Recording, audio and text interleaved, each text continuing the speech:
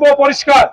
আজকে বাংলাদেশের প্রধানমন্ত্রী জনাব তারেক রহমান সাম্য, মানবিক, অসাম্প্রদায়িক, গণতান্ত্রিক এবং উন্নত বাংলাদেশ গড়ে তোলবার জন্য যখন পৃথিবীর এক প্রান্ত থেকে অপর প্রান্ত পর্যন্ত দেশের জনগণের স্বার্থে তিনি অক্লান্ত পরিশ্রম করে চলছেন।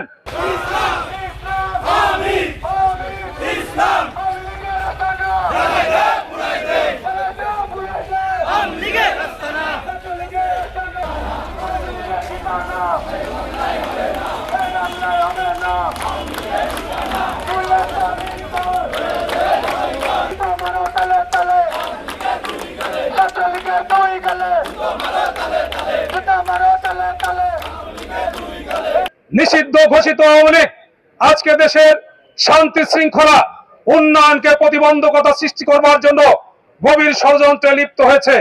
আজকে আপনাদেরকে আমি বলতে চাই, জনাব তারেক রহমান আগামীতে বাংলাদেশের জনগণের যাতে কোনো সমস্যা না হয়, জনগণের নিত্য প্রয়োজনীয় দ্রব্যের 65 প্রকার দ্রব্যের যে উৎসকর সেটি তিনি ইতিমধ্যে কমিয়ে দিয়েছেন।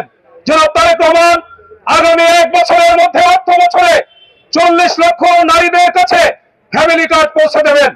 এই গণহত্যাকারী নিষিদ্ধ আওয়ামী লীগ দেশ বিরোধী ষড়যন্ত্রে তারা লিপ্ত। এই দেশের উন্নয়ন এবং অগ্রযাত্রাকে ব্যাহত করার জন্য তারা বিভিন্নভাবে এই দেশের নাশকতা করার পরিকল্পনা করছে। বন্ধুরা আমার, আজকে জাতীয়তাবাদী স্বেচ্ছাসেবক দলের যে বিক্ষোভ মিছিল, উত্তরে আলোচনা সভা, এই আলোচনা সভায় আমি বলতে চাই যে জাতীয়তাবাদী স্বেচ্ছাসেবক দল জাতীয়তাবাদী দলের অত্যন্ত প্রহরীর দায়িত্ব পালন করেন। আপনারা সুশৃঙ্খল ভাবে আজকের এই বিক্ষোভ মিছিল আপনারা করবেন।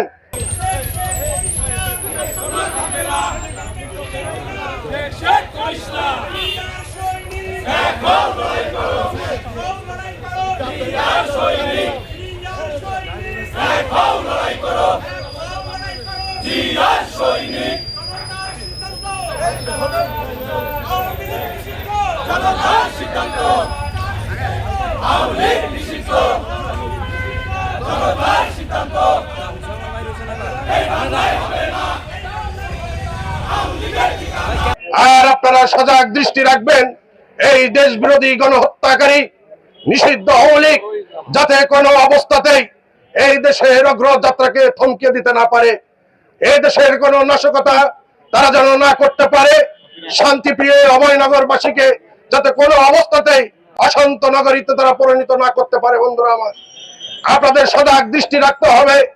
এই নিষিদ্ধ আওয়ামী লীগ আবারও তারা ভিতরে ভিতরে ঐক্যবদ্ধ হয়ে এদেশের মানুষের যে শান্তির নিঃশ্বাস ফেলেছে দীর্ঘ 17টি বছর পরে গণতান্ত্রিক নির্বাচনের মাধ্যমে, সেই শান্ত পরিবেশকে তারা অশান্ত করে গড়ে তুলতে চায়।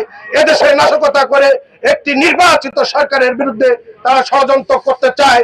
তাদের সকল ষড়যন্ত্রকে আমি বিশ্বাস করি জাতীয়তাবাদী স্বেচ্ছাসেবক দল রুখে দেবে এবং আগামীতে একটি উন্নয়ন, সমৃদ্ধি, একটি স্বনির্ভর দেশ গড়ার কাজে স্বেচ্ছাসেবক দল তাদের অগ্রণী ভূমিকা পালন করবে।